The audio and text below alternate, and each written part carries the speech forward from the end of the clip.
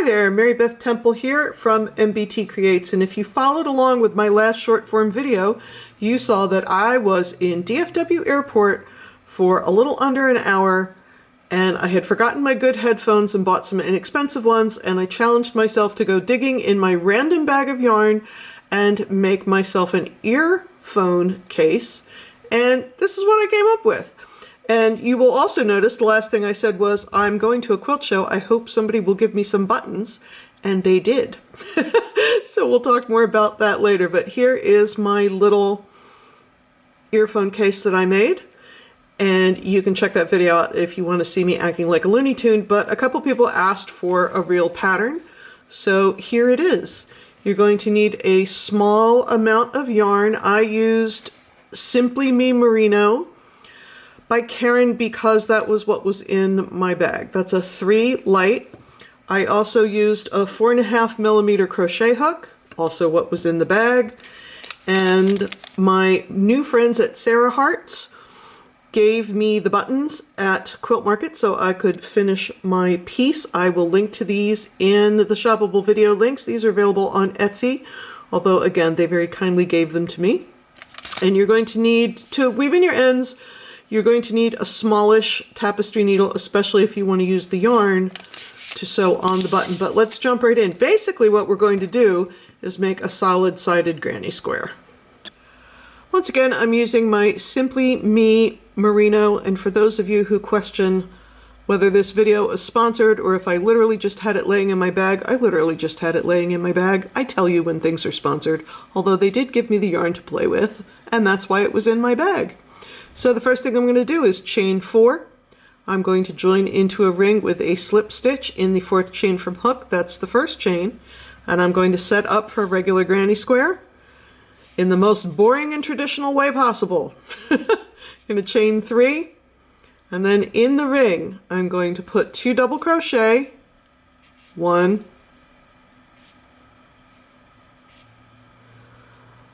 2, chain 2,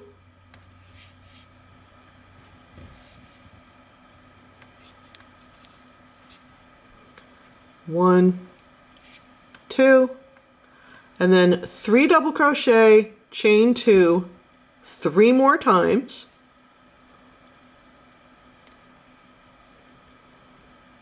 One, 2, 3, chain 2. All right, 2 more times. At the end of this round, we're going to go ahead and join with a slip stitch in the top of the beginning chain 3, and that is the end of round 1. So I have my 4 corner spaces, and I have 4 groups of 3 double crochet each. Moving on, you have options. You can chain 3 and use that chain 3 to count as a double crochet on each round, or you can do a standing double crochet, and there are variations of that, but here's the one I use. I extend my loop to about the height of a regular double crochet. I take my hook behind the loop and grab my yarn over and pull it in front of the loop. So you see it kind of made a twisty down here. So that is my 2 loops on my hook. I'm going to go in that first double, the top of that chain 3, because since I'm making a standing, I have to work in the very first stitch. I'm not chaining 3. Then I'm going to yarn over, draw through 2 twice. So what you get, your standing, if you do it in this variation, is a little bit thicker than a regular double crochet, but I still like it better than a chain 3. So now I have 2 more double crochets. I'm going to double crochet in each of those 2 double crochets. There's 1. Here's 2. And now I'm at my corner. And for each corner space, I'm going to 2 double crochet, 1, 2, 2 double crochet, 1, 2, and 2 more double crochet, all in the corner chain 2 space. 1,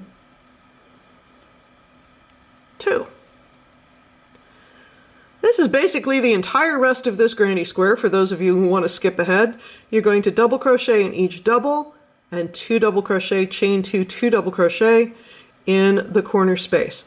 If you are new to double crochet or granny squares, sometimes the hat for this first stitch, sometimes it likes to hide under the corner stitch, so sometimes you have to pull it out. Not always, but sometimes.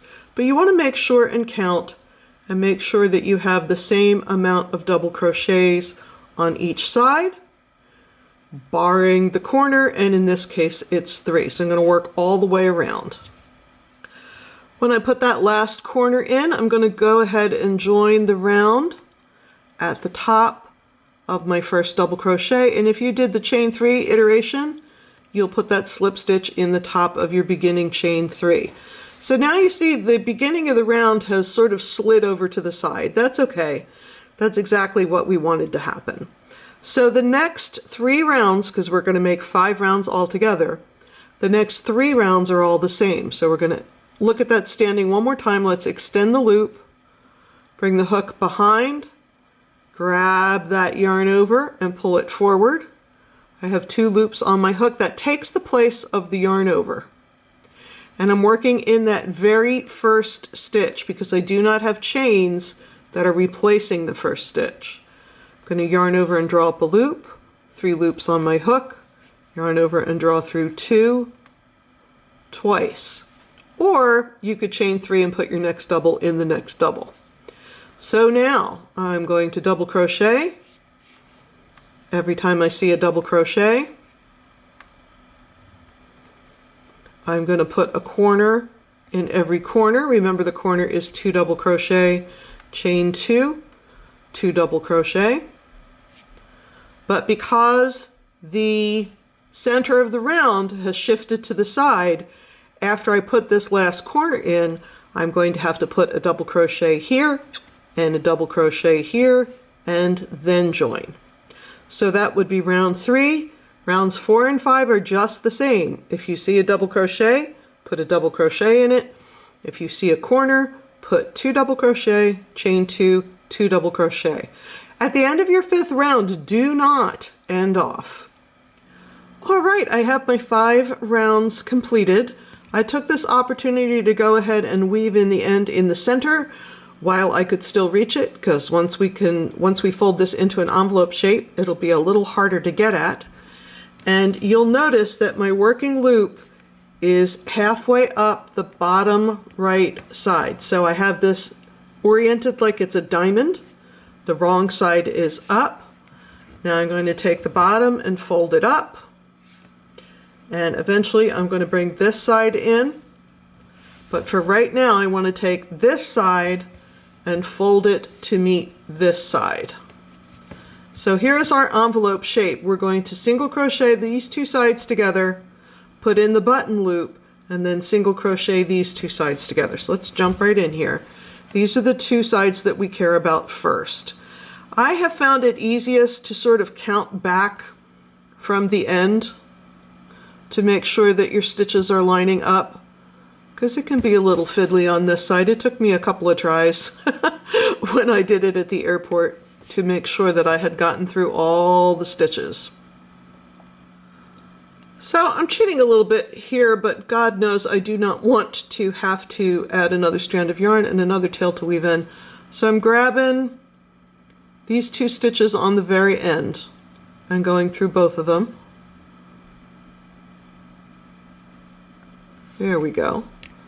And then I didn't join in chain 1 or anything like that. You do want to be careful not to split the plies, but I'm just single crocheting those 2 guys together. It's fine. You don't have to go too crazy worrying about that corner. And so now I'm going to go through a stitch on this side and a stitch on this side and single crochet and a stitch here and a stitch here, and you're going to do that all the way up to the corner. You could have folded this the other way and made the seam go to the inside of the work, but I like seeing the seam. I think it's attractive, so that's why I did it the way I did it. If you want to change it up, you certainly can. All right, I have finished that half of my seam, and now I'm going to make the button loop, and I'm also going to bring in my other point. So I'm going to go into this chain space right here, which is my bottom center point and my right hand point, and make one single crochet right in the chain space.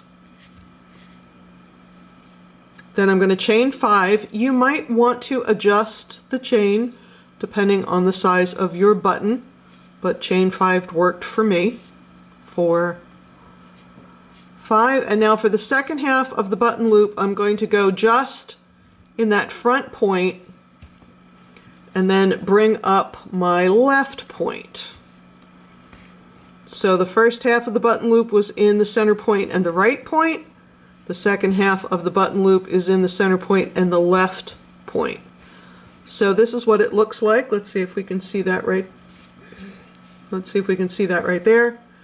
So both single crochets went into this point, but one on this side and one on this side. Now my double crochets are all lined up. I've got one on this side and I've got one on this side, and I'm going to single crochet these remaining double crochets together all the way to the end, and then I can end off. This is what we've got. I'm going to go ahead and weave in this tail probably into that seam. All right, I'm all folded up. Now I'm going to fold that top point down, and when I have my stuff in here, I like to tuck it in. So what I found is it was best to put the button here on round 4. So this is round 5, and this is the bottom of round 4. So that's where I put my button. You need to get a relatively thin tapestry needle for it to fit, but you could also use a sewing needle and thread. And I didn't go in and out of the button a whole bunch of times just because I'm using yarn instead of thread, which is pretty thick. So I'm not super worried about it coming undone. Find the other side.